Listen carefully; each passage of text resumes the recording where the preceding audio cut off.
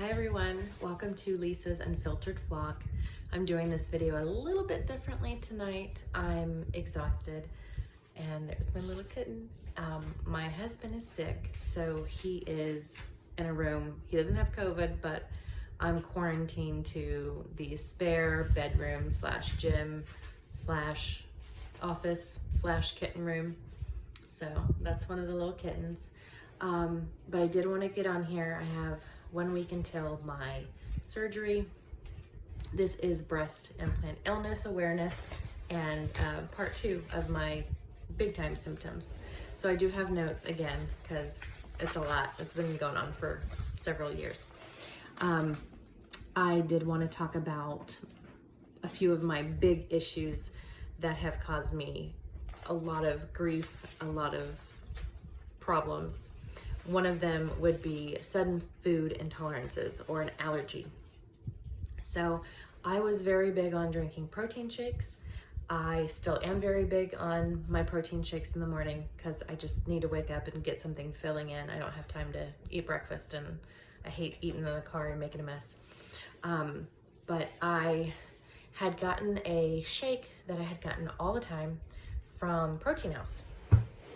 Now I'll back up a little bit. So before, a girlfriend had started on isogenics, and whenever I have, female friends doing things, I like to try and empower them and buy from them and help them grow. So of course I bought stuff, and sometimes I would eat the snacks, like little chips or crackers or whatever, and my lip would swell. Nothing else would happen, and I thought, well, that's kind of odd. And, I would look on the back of the box, see if there were any weird ingredients, and nothing really kind of flagged because I never had a problem with cheese. I love cheese, dairy, so I didn't think anything of it. Fast forward to this time at having my favorite shake at Protein House. I was drinking it, driving home, and my tongue started to tingle. I'm like, what? That's really weird. And by the time I get home, still tingling, wasn't putting 2 and 2 together really. And the next thing you know, I can't swallow, I can't breathe. It feels like there's something lodged in my throat and it's painful. I start just like bawling. It hurts. There's nothing I can do with it. And then the next thing, I am in the bathroom and violently vomiting. Awful, like so awful. And just kind of then backtracked and thought about times when I thought I had heartburn, and it was always kind of after I was eating something with whey in it. And we just kind of figured out, scaled back, looked back at the history of like these weird digestive issues and things I was having, and yeah, that's it. And now even trying to eat, like I love those baked Lays. Sorry, they're just delicious. So I had the barbecue baked Lays are my favorite, but I do like that sour cream and cheddar ones, and they have whey in it. And I found that out by eating a couple of chips. My tongue started to tingle. I went and grabbed the package. Sure enough, whey. So now I'm allergic to whey. Could that be something as I'm older? Maybe. But a lot of women who have breast implants suffer from bizarre, sudden food intolerances or food allergies. I had one of those adult boozy milkshakes, wasn't even thinking about it, downed one, had a second one, driving down the road, had to stop, pull over, throwing up all over the side of the road. So now I choose wisely, but that's something that has happened to me and has completely changed my life because I have to be very careful with what I'm putting in my body, and I have to look at everything, which it's a good thing. And you wouldn't know how many things have weight in it, but a lot of my stuff that I enjoy, I can't have. So my protein powders now consist of plant-based protein powders. I cannot have anything with whey, and the majority of protein powders are whey-based, but whatevs. So autoimmune. It is very well known that breast implants have a correlation with autoimmune disorders. They're plain. There are warnings about it everywhere. I read something that was very, very kind of just stuck with me. And it was, your body is the gun, breast implants are the trigger. So you may be predisposed, oh my God, here we go again. It's late, please ignore me and just watch the kittens. But having the breast implants will trigger an autoimmune disease, and it did with me. So part of that story is in 2014, I was going through a very ugly custody battle, and I was very stressed out and very anxious. Just sometimes there were moments where I didn't even it was just awful. If anybody has ever gone through a custody battle, it's hard, and it takes a toll on you. But I got through, I made it through. But that was just kind of a start of me not being able to handle things as well as I used to be able to. And I started to gain a lot of weight.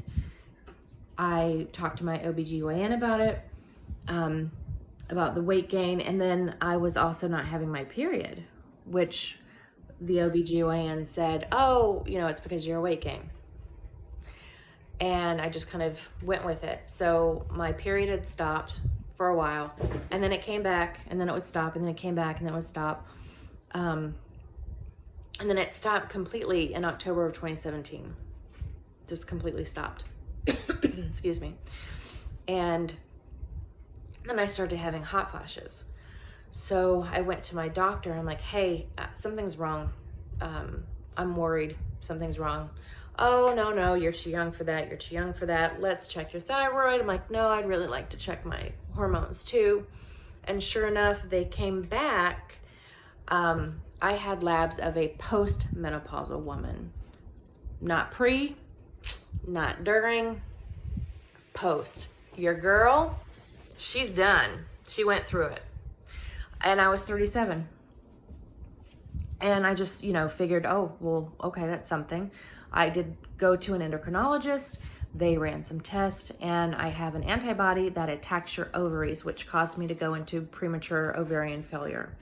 So premature, it's autoimmune premature ovarian failure or something like that. But so then, of course, they have you go check your bone density. I'm sorry it's so shaky. I'm on a blow-up mattress, so I'm moving around a lot. I did not have osteoporosis, thankfully, but I did have osteopenia. So the damage had already been done to my bones, and I didn't even know it. Didn't even know what was happening, which is why we also got the tempos. I need to be doing weight-bearing exercises to help protect my bones, get that calcium in, all that fun stuff. So that was kind of, something I had to deal with, something I still have to deal with, because you have to worry about going in for these tests, whether you're going to do hormone replacement therapy. I'm really young, and it's a whole nother ballgame. Just something I didn't want to have to deal with in my 30s. Now, luckily, while I was going through this, my husband, who was then my boyfriend, still asked me to marry him. So it must not have been that big of a bitch, but I probably was. And then another one that I have been dealing with are my liver problems. I was fine, totally fine, had labs done in 2017, because we were trying to figure out what was wrong with me. I had labs done in June of 2018, which were fine. I started suffering a low-grade fever in about 2019. Nothing that was too serious. I was having a normal temperature, and then I would have maybe like a 99, upwards sometimes to a little bit over 100. And I was letting my doctor know, I have this low-grade fever. What could it be? My liver enzymes started to become elevated in February of 2019. And then again, same way in March of 2020, I actually had a CT of my liver in 2020 and everything was fine. It was okay, continuously. So all through 2020, when I had my labs done, my liver enzymes were elevated. Now, mind you, I know 2020 was a hard year for all of us. I may have had a lot more alcohol than normal, but nothing to an alcoholic level. You know, we still all had to function. I was still going to work. So it wasn't like I wake up at 8 a.m. until midnight. And you couldn't go anywhere. So I wasn't drinking at bars. So that was definitely not the root cause of it, because I was drinking a lot more before 2020 when I was younger. And my liver, that doesn't mean anything. But so in October of 2020, they did a test for, because I was like, something's wrong with me. My liver enzymes are elevated. I have this low-grade fever. I have tattoos. Check me for hepatitis. Just please. Came back normal. I don't have hepatitis. I kind of, was referring to before, I wish I had, so I would have an answer to it. Then my ferritin levels were elevated as well. So it was 257. My most recent labs that I had done, my ferritin was 284, and my liver, my ALT is 62. They wanted to do an ultrasound of my liver again, so I went and did that. It's fine. My liver is normal size, doesn't show any problems, nothing's wrong with it. They did refer me to a GI doctor, but a lot of these women who have breast implant illness have elevated liver enzymes, and when they get them removed 3 to 6 months later, sometimes a year later, you check your liver enzymes and they're back to normal. You have a foreign object in your body and your body is fighting it. In whatever way, shape, or form it's doing it, your body is going to react to it and fight. I strongly believe this is what's causing my liver enzymes to be elevated, my low-grade fevers, that it triggered my autoimmune disease. And are you kidding me? Are you kidding me? Had I known, would I have changed my mind? I don't know. I'm not here to judge anybody. I'm just trying to let you know there are serious consequences for this, and you should love yourself for who you are. We need to normalize women's bodies. We need to normalize not having to worry about what they look like. You should love for who you are on the inside, not on the outside. So my hair is a mess. I don't have any makeup on.